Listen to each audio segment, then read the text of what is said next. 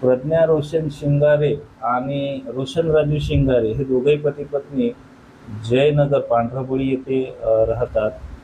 पती पत्नी यांचे बरेच जुने वादविवाद होतात. यांच्यामध्ये मारहाणीच्या घटना झालेल्या आहेत. यापूर्वी प्रज्ञा रोशन शिंगारे हिच्यावर कलम 307 प्रमाणे गुन्हा देखील दाखल करण्यात आलेला होता. त्यामध्ये तिने आपल्या पतीला मारहाण केलेली होती. तर काल अचानक त्याची प्रकृती खराब झाल्यामुळं रोशन शिंगारेची त्याच्या पत्नीने त्याला हॉस्पिटलमध्ये पोहोचवलेलं होतं, ज्यामध्ये डॉक्टरांनी त्याला तपासून ब्रॉड डेथ घोषित केलेलं आहे. शेजाऱ्यांना आणि परिसरातील नागरिकांचा असा संशय आहे की त्याच्या पत्नीनेच त्याला मारहाण केलेली आहे आणि त्यामुळे त्याचा मृत्यू झालेला असा नातेवाईकांचा पण आरोप आहे.